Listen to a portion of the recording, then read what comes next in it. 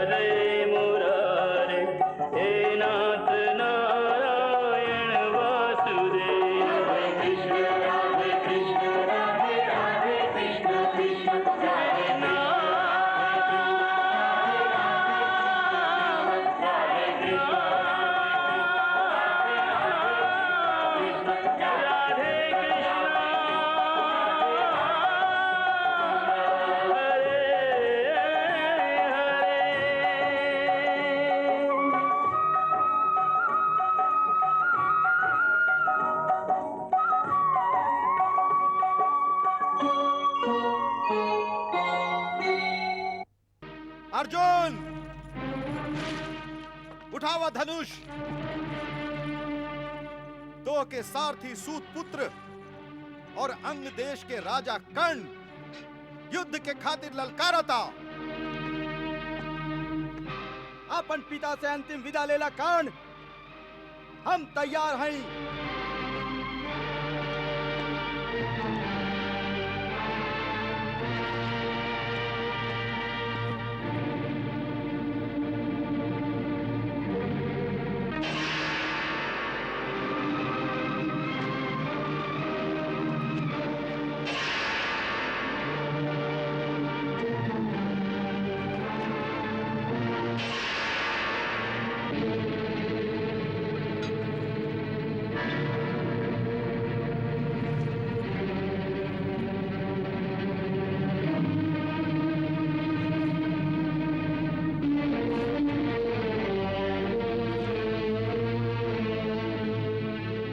सूर्यास्त हो गई है अर्जुन, और सूर्यास्त के बाद युद्ध ना कइल जाला। ऐसे धनुष रख दा।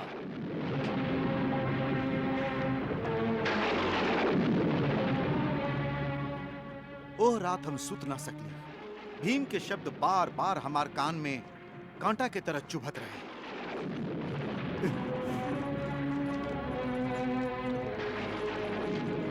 अब जा, घोड़ा के लगाम थाम के रथ चलावा, जे तोहार कुल के पेशा हा। अरे ओ सूत पुत्र, अरे तू तो अर्जुन के हाथों मरे के योग्य भी नहीं खा।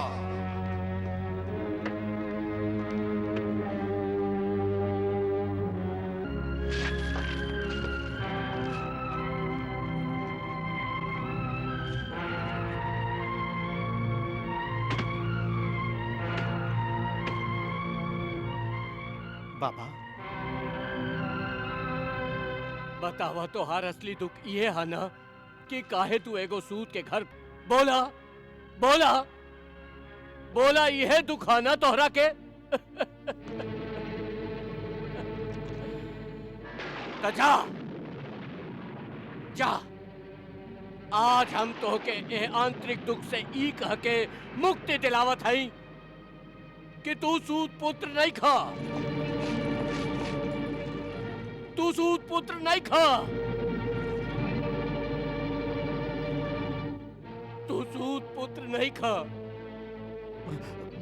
तू सूत पुत्र नहीं खा। बाबा, हाँ, तू सूत पुत्र नहीं खा। बाबा, हमार दुख मिटावे खातिर ऐसन मत कहीं बाबा। झूठ मत बोली। हम जे कहानी न हूँ झूठ हा, न तो के खुश करे खातिर कहानी, बल्कि ऐसे कहानी कि जे तू कहला कि साहज के छुपावल एगो पाप हा, तो हमार आत्मा से एगो आवाज आइल कि हम इतना बरिस तक ए सत्य के तो से छुपा के पाप करत आइल हई। पाप एगो संतानहीन मनुष्य के एगो लइका खातिर जे लालसा होखेला, उहे लालसा के मारे हम आज तक तो के आपन करेजा से लगौले रहली। आपन करेजा से लगौले रहली।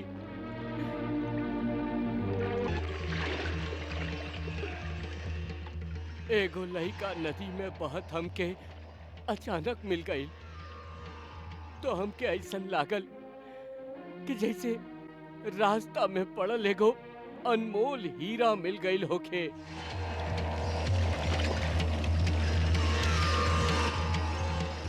ओकरा छुपा के हम अपन घरे ले आईली, और ए डर से भी कि कहीं ओकर मालिक आके ओकरा वापस न ले जास।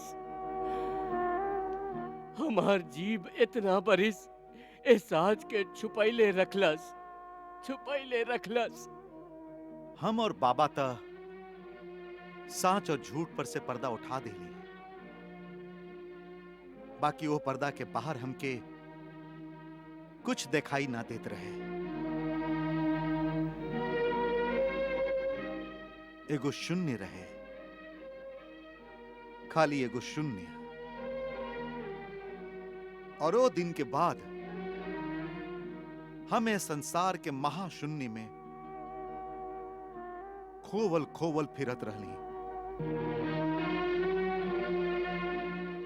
एक ओरी हम ही जानल चाहत रहे कि वो के माता पिता बाड़न जे हमार जन्म होते ही हमके नदी में बहा देलन, और काहे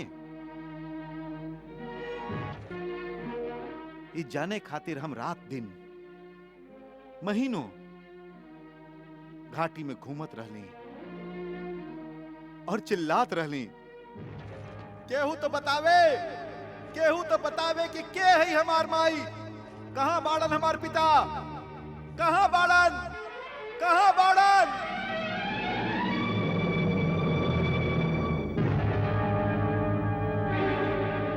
भगवान खातिर केहू तो बतावा कि के है हमार माई, केहू तो बतावा कि के बाड़न हमार पिता।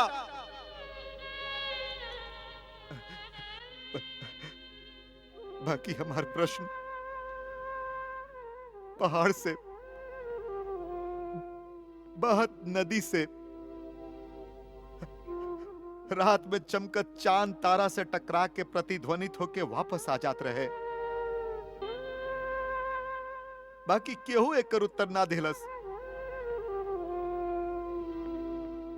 एक दिन ठीक सूर्योदय के समय, जब हम अपन हृदय की विवलता से पीड़ित होके चित्कार करत रही, भगवान खातिर केहू तो बतावा कि के है हमार माई, के बाड़न हमार पिता, काहे हमार त्याग कइल गइल हा, काहे हमरा संगे छल कइल गइल हा, के है हमार माई, काहे हमरा संगे छल कइल गइल हा, काहे हमार त्याग कइल गइल हा, काहे काहे काहे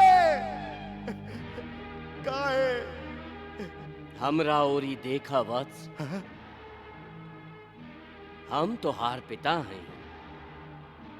हमरा ओरी देखा वत्स, हम तोहार पिता हैं। हमरा ओरी देखा वत्स, हम तोहार पिता हैं। हम तोहार पिता हैं। के? हम तोहार पिता हैं।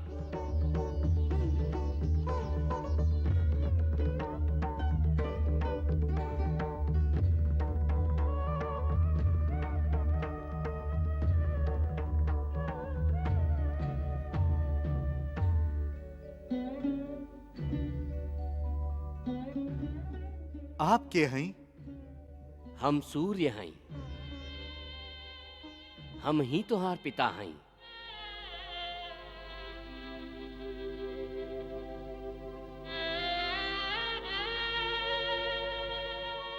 पिता? सूरज भगवान हमार पिता? हाँ बेटा।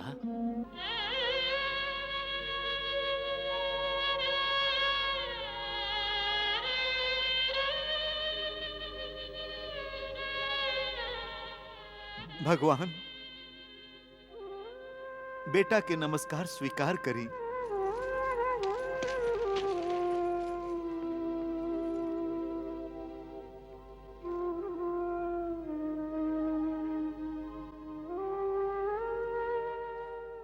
यशस्वी होखा, विजयी होखा।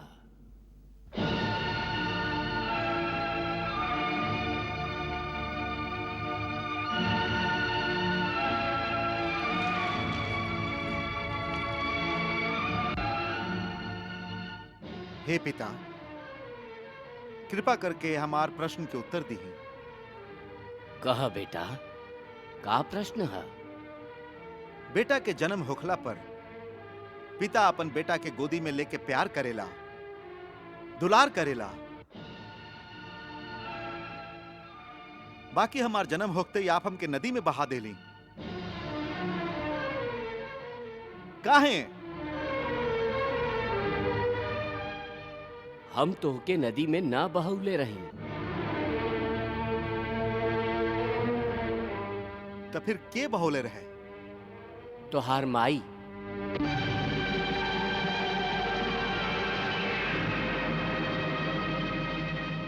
माई?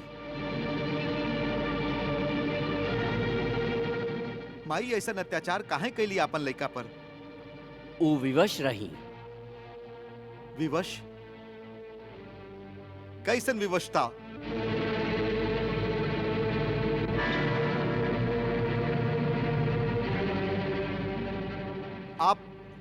आप ही तब बताएं कि के है हमार माई?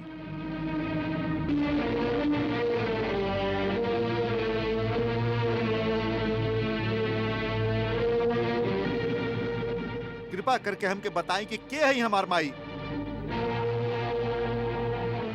कृपा करके हमके बताई कि के है हमार माई। आप बोलत काहे नहीं खी कि के है हमार माई?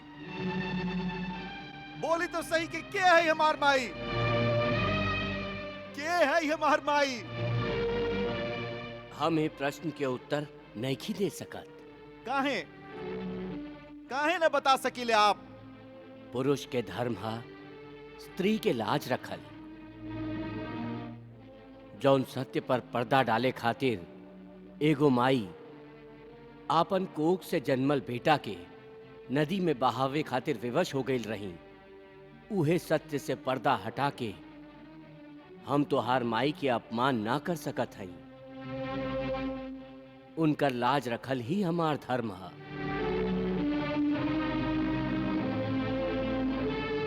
जे आपन नवजात शिशु के नदी में मरे खातिर फेंक देली, ऐसा निर्दयी माई से आपके सहानुभूति है, अपन बेटा से ना। नदी में फेंकले नहीं की, बल्कि एगो टोकरी में बहुत नरम रेशमी कपड़ा में लपेट के बहा दिले रही। आपन माई पर क्रोध करे से पहले ई त सोचा कि आपन बेटा के एह तरह विदा करत ओकर हृदय कितना चित्कार कैले होई। बाकी ऊ महान नारी आपन कुल के लाज बचावे खातिर आपन पुत्र प्रेम के बलि दे दिली। उनकर अंदर के दुख कितना महान रहे, और आज भी वो कितना गहिरा होई, एकरा पर कबो विचार करबा त तोहके अपन माई से सहानुभूति हो जाई, उनका पर क्रोध ना आई। जहाँ तक तोहार सुरक्षा के प्रश्न रहे तो तोहार माई जानत रही कि हम तोहार रक्षा करत रहब।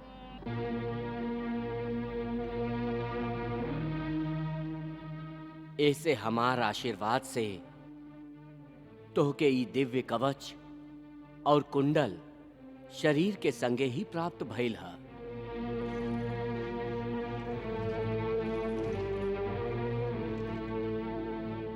ऊ कवच के छेदन कौनो अस्त्र कौनो शस्त्र ना कर सकेला।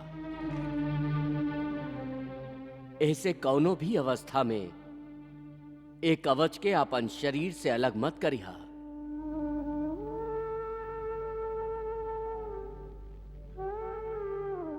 तोहार कल्याण होखे बेटा।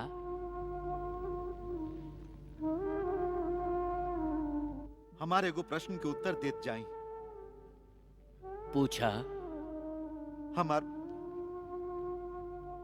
हमार माई यह समय कहाँ है? देवलोक, स्वर्गलोक, पाताल या धरती पर? तोहार माई धरती पर विद्यमान है।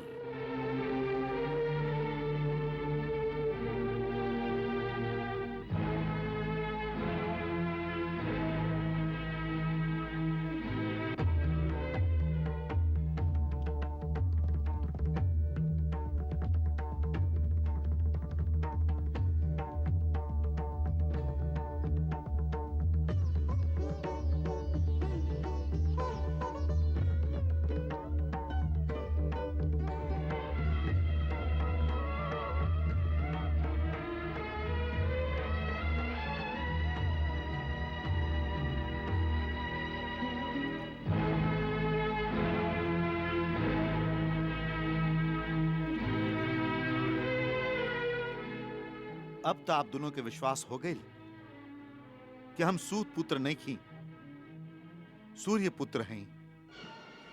सूर्य पुत्र?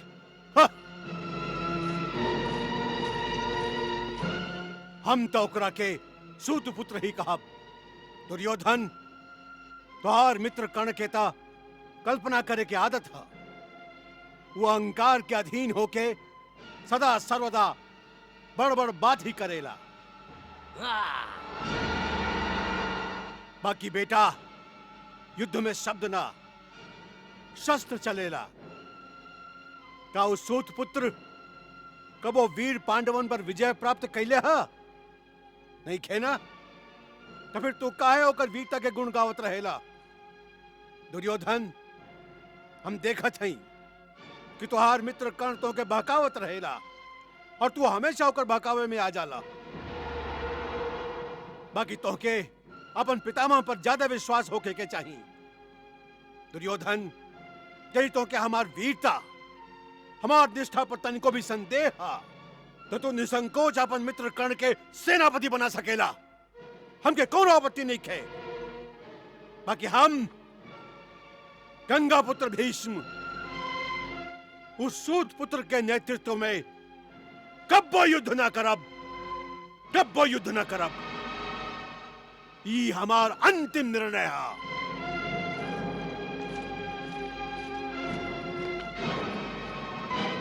पितामह जानेलन कि उनकर हट चली, ऐसे वो हमार नेतृत्व में युद्ध करे से इनकार कर दिलन।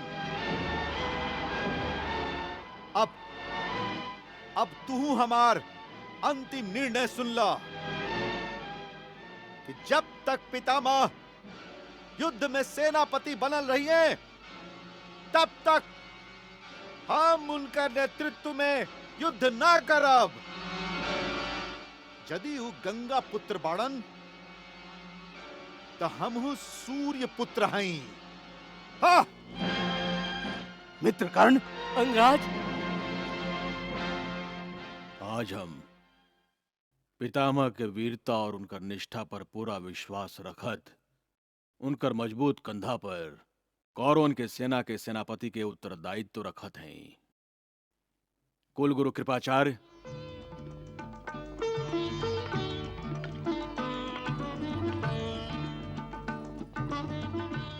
एहर कौरव सब भीष्म पितामह के आपन सेनापति बनौलन। भीष्म पितामह जिनकर शक्ति ऊ प्रतिज्ञा रहे जे वहां हस्तिनापुर के सुरक्षा खातिर लेले रही।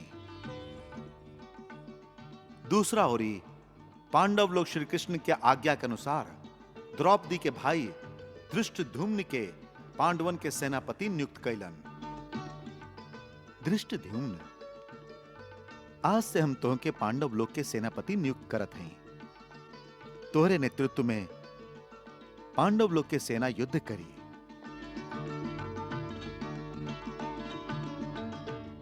जय आज्ञा महाराज।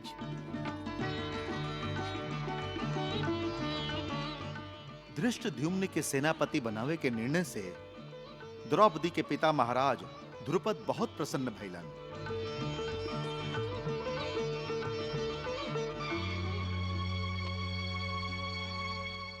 भीष्म पितामह दुखी और चिंताग्रस्त हो गेल रही। कहे कि हालात इ निश्चित कर दिले रहे कि अब युद्ध होई। वहां के समझ में इ ना आवत रहे कि का करें का ना करें। यह दुविधा और मार्गदर्शन खातिर वो अपन माई गंगा के पास गईली और अपन समस्या और दुख प्रकट कैली।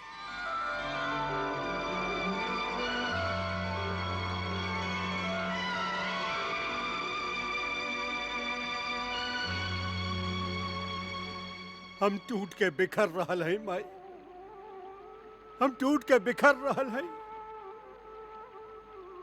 जौन हस्तिनापुर खातिर हम अपन सगरे सुख के त्याग कैले रही, जौन हस्तिनापुर के राज सिंहासन के रक्षा खातिर हम आजीवन ब्रह्मचर्य के प्रतिज्ञा ले ले रही, हाँ चूहे राज सिंहासन खातिर भाई भाई में तलवार निकल आई है।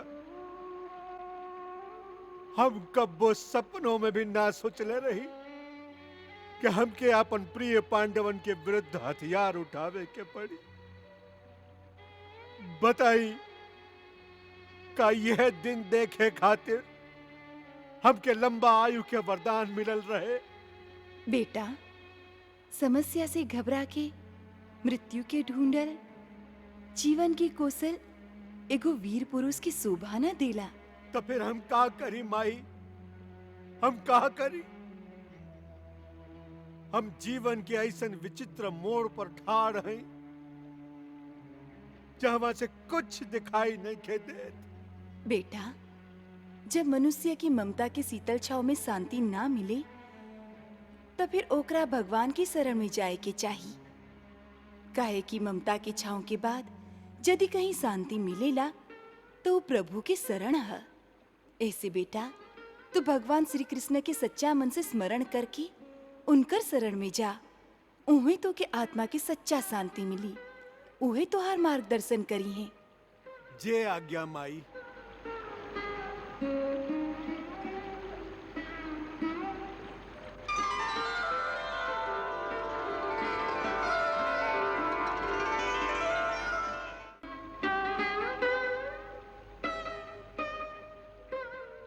हे जनार्दन, हे श्री कृष्ण, हे जगत के पालनहार, हे विष्णु के अवतार, हम आपके प्रणाम करे आइल है।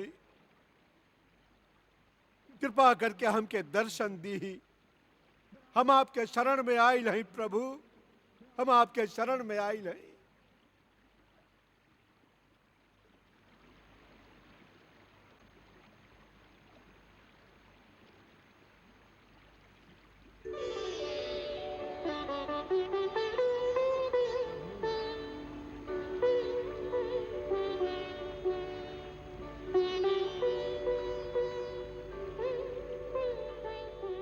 कहीं पितामह, आप हमके काहे खातिर स्मरण कैले हैं? हे करुणा निधान, हम जीवन में जब भी उदास और निराश हो जाहिला, कोनो धर्म संकट में पड़ जाहिला, तो आपन माई गंगा के अचरा में जाके छिप जाइला। गंगा माई के दर्शन मात्र से ही हमार सग्र चिंता दूर हो जाला, हमके शांति मिल जाला। बाकी प्रभु, आज पहला बार हमके ममता के छांव में भी शांति ना मिलल। प्रभु, हमारी दशा देख के माई गंगा हमके आपके शरण में आवे के कहली। जैसे प्रभु, हम आपके प्रभुत्व के शरण में आइल हैं। कहीं पितामह, आप हमके काहे खातिर स्मरण कैले हैं? हे करुणा निधान, हम जीवन में जब भी उदास और निराश हो जाहिला, कोनो धर्म संकट में पड़ जाहिला, तो आपन माई गंगा के अचरा में जाके छिप जाइला। गंगा माई के दर्शन मात्र से ही हमार सग्र चिंता दूर हो जाला, हमके शांति मिल जाला। बाकी प्रभु, आज पहला बार हमके ममता के छांव में भी शांति ना मिलल। प्रभु, हमारी दशा देख के माई गंगा हमके आपके शरण में आवे के कहली। जैसे प्रभु, हम आपके प्रभुत्व के शरण में आइल हैं। हे पितामह, यह समय आपके मन ऐसन दोराहा पर ठाड़ है, जहां से एगो रास्ता धर्म तो दूसर अधर्म की ओरी जाला। आपके आत्मा धर्म और कर्तव्य के घना जंगल में भटक रहा है। बाकी पितामह, आप तो महाज्ञानी हैं, धर्मज्ञ हैं। जे तरह आप आपन प्रतिज्ञा पूरा करे खातिर स्वयं आपन गुरुदेव परशुराम जी के संगे युद्ध कैले रही, वही तरह हस्तिनापुर और ओकर राज सिंहासन के रक्षा कैल भी आपके धर्म है, परम कर्तव्य है। ऐसे आप निसंकोच होके कौरवों के ओरी से युद्ध करके अपना धर्म के पालन करें, अपना कर्तव्य के निभाएं। प्रभु, हम यह कठिन कर्तव्य के निभावे के प्रयास जरूर करब। हम ही प्रयास जरूर करब प्रभु।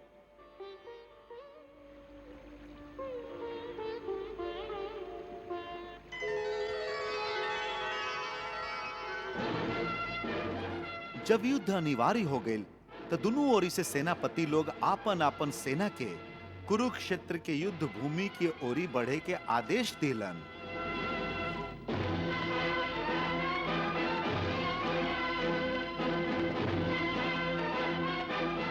चलो सारथी,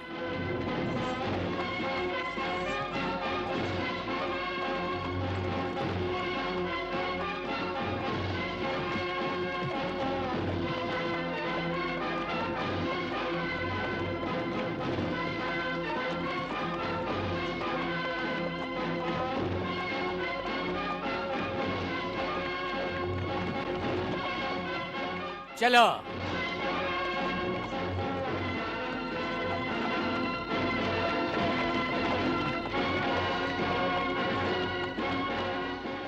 हम पितामह भीष्म कौरव सेनापति आपन सगरे सेना के कुरुक्षेत्र की ओर प्रस्थान करे के आदेश देते हैं।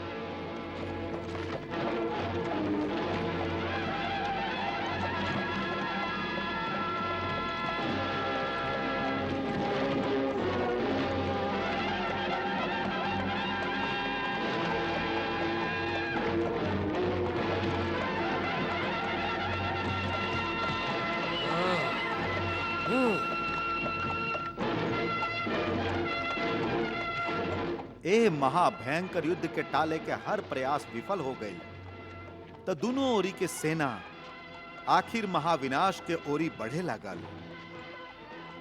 घुड़सवार, पैदल और हाथी दल युद्ध भूमि में पड़ाव डाले खातिर बढ़त जात रहन। योद्धा लोग के संख्या के देख के ऐसन लागत रहे कि जैसे कुरुक्षेत्र में योद्धा लोग के बाढ़ आ गई रहे, जे सगरे युद्ध भूमि के ढक लीले रहे। ए महाविनाशकारी युद्ध के रोके के हर प्रयास कइल गए रहे, बाकी मनुष्य चाहे जे करे, विधि जे घटना निश्चित कर देवेली ओकरा केहू न टार सकेला। विधि के विधान ऐसने है।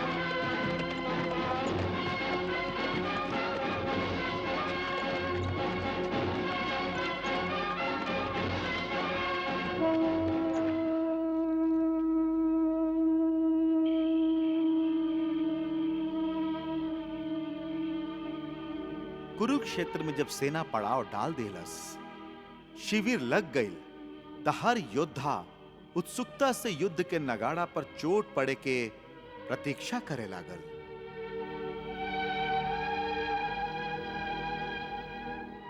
अर्जुन भैया, कल सूर्योदय से सूर्यास्त तक हम कुरुक्षेत्र के धरती के कौरवन के खून से लाल कर दे।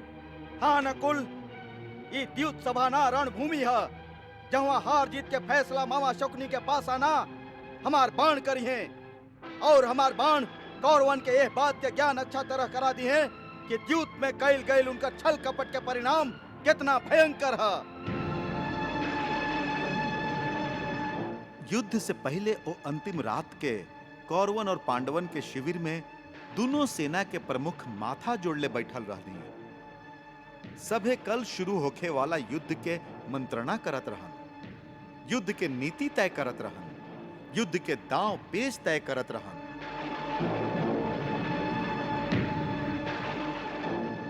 ए भयानक और अंधियारी रात में बिजली कड़क कड़क के आवे वाला युद्ध के विनाश के घोषणा करके जैसे सबके डेराइल चाहत रहे, बाकी वो बिजली के सबसे विचित्र प्रभाव द्रौपदी पर पड़त रहे। वो भयभीत होके के जगह पर हर्ष और उत्साह से प्रफुल्लित होत रही।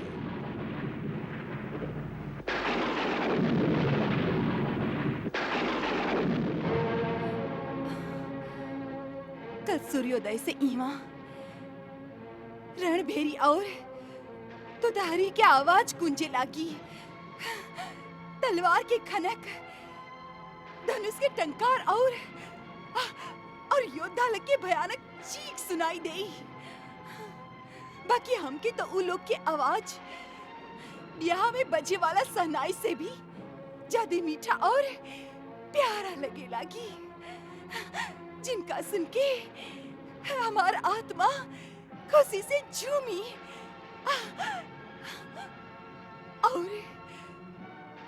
और कल शुरू होके वाला युद्ध में दुष्ट दुशासन के खून से जब हम अपन बाल के धोब, तब संसार के इस संदेश मिली कि एगो नारी के मान सम्मान के मोल हजारों लाखों पुरुषन के खून से कहीं ज्यादा है, कहीं ज्यादा। असलियत बहुत भयानक है आचार्य, असलियत बहुत भयानक है। हाँ पितामह, हाँ। समझ में नहीं खे आवत ई हमरा कौन जन्म के पाप ह।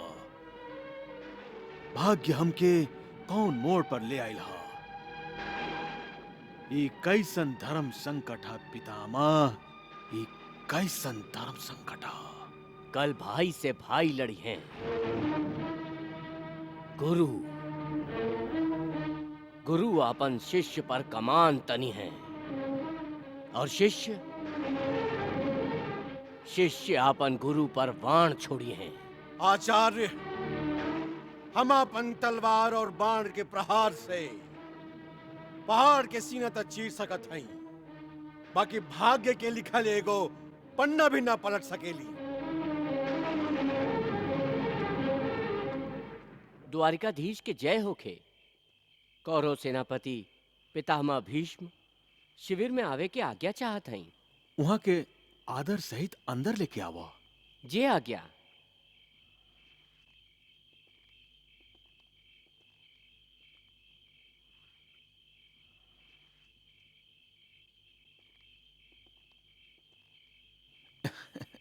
द्वारिकाधीश प्रणाम। प्रणाम पितामह। पधारी, आसन ग्रहण करें।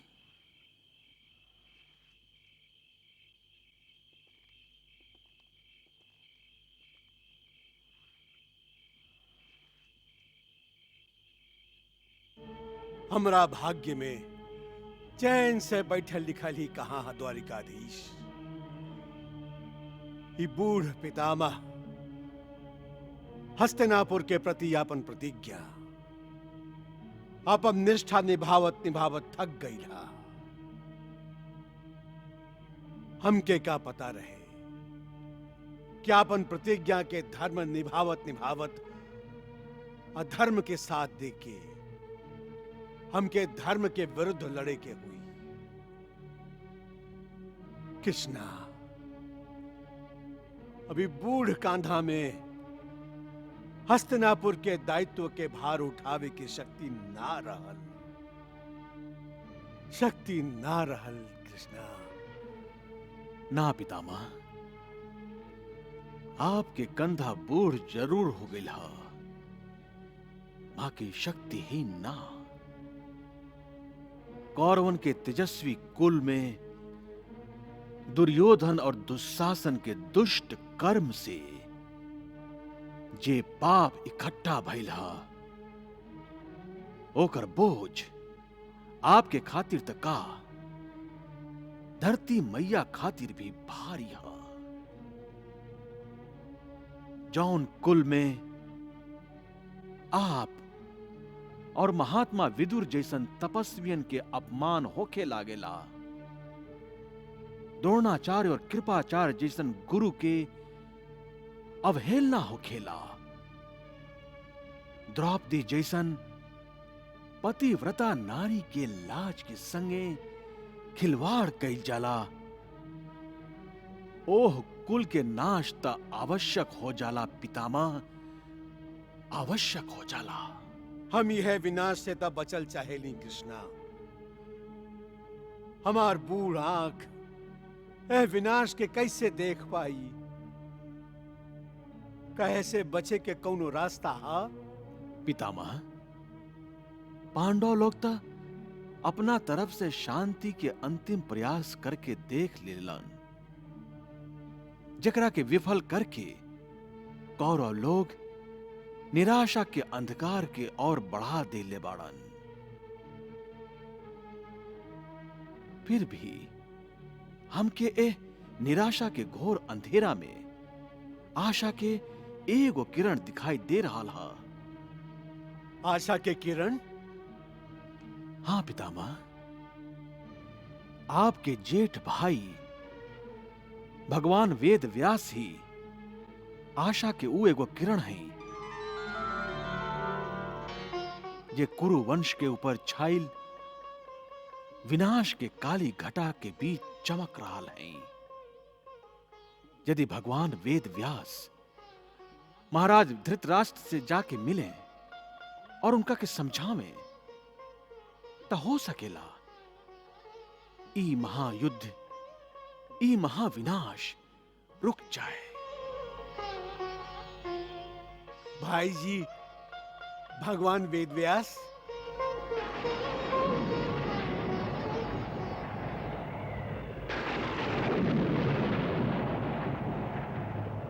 तात जी प्रणाम। तात जी आयुष्मान होगा।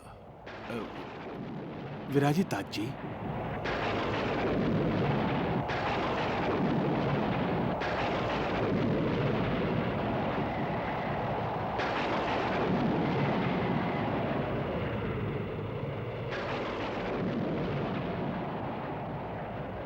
तात जी, ए भयानक तूफानी रात में आप अचानक सब कुशलता? कुशल ही तो नहीं खे महाराज धृतराष्ट्र। सगरे महासागर में प्रलय जैसन तूफान आइला, जेकर प्रलयकारी लहर के देख के साधारण मनुष्य के धड़कन बंद हो रहा।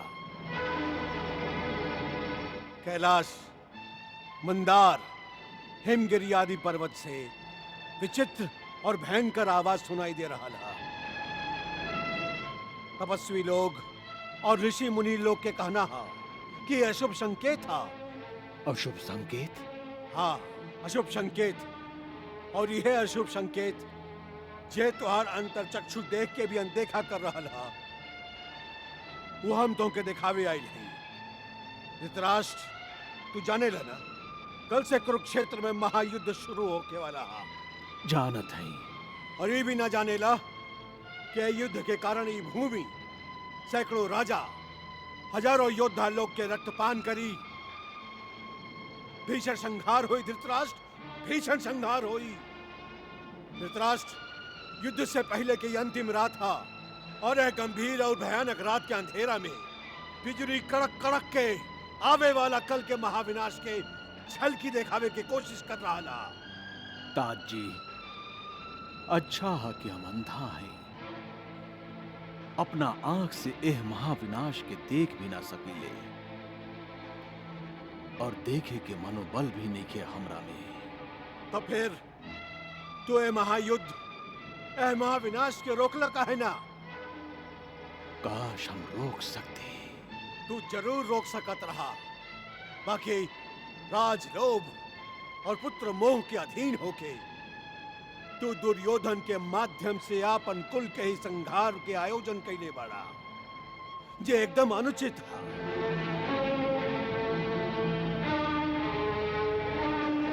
हे नरेंद्र, अब हियो अधर्म के मार्ग त्याग के धर्म के मार्ग अपना सकेला, अपन बेटा सबके धर्म के मार्ग दिखा सकेला। पांडव लोग के राज्य लौटा दा और दोनों परिवार सुख शांति के संगे आपन आपन बेटन के संगे जीवन बितावा। हे तात, आप तो परम ज्ञानी हैं और हम एगो साधारण सा मनुष्य। हम नहीं चाहत कि हमरा हाथ से कोनो अधर्म गढ़े, बाकी हमार बेटन अब हमरा अधीन ना रहलन। हम प्रारब्ध के कैसे बदल सकीले? हम ई युद्ध ना रोक सके। हमके क्षमा करे, हमके क्षमा करे। हम तो के शायद क्षमा भी कर दें धृतराष्ट्र, बाकी कुरुक्षेत्र में जे घटे वाला हा ओकरा खातिर इतिहास तो के युगन युगन तक क्षमा ना करी। तात जी,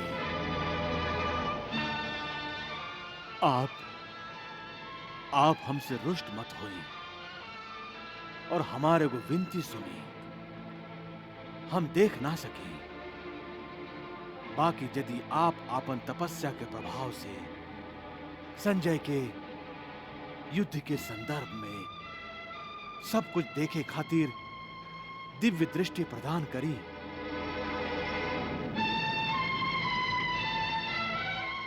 तो हम युद्ध के हर घटना के वर्णन सुन तो सकत हैं। ठीक है, तू यदि चाह ये दिव्य दृष्टि हम तोहके भी प्रदान कर सकत हैं। ना तात जी, हमके ऐसा दिव्य दृष्टि ना चाहिए। काहे धृतराष्ट्र? सांच के सामना करे से डरा गई ला? कैसे ना डराई ताज जी। हम एगो राजा जरूर हई, बाकी हमरा सीना में भी एगो पिता के दिल है। बाकी एगो स्वार्थी पिता के, ऐसे तो के स्वार्थ के दंड जरूर मिली। ठीक है, तो है महाविनाश के देखे के नहीं चाहत, परंतु ए महाविनाश के समाचार तो के घटना के हर पल मिलत रही। ऐसे तुहार इच्छा के अनुसार ये दिव्य दृष्टि तुहार मंत्री संजय के देत हई, जे तो के युद्ध भूमि के हर पल के समाचार देत रही। युद्ध के पीड़ा से तू एक पल भी मुक्त ना हो सकवा धृतराष्ट्र, एक पल भी ना। संजय, तू दिव्य दृष्टि ग्रहण करे खातिर तैयार हो जा। भगवान के जैसन इच्छा।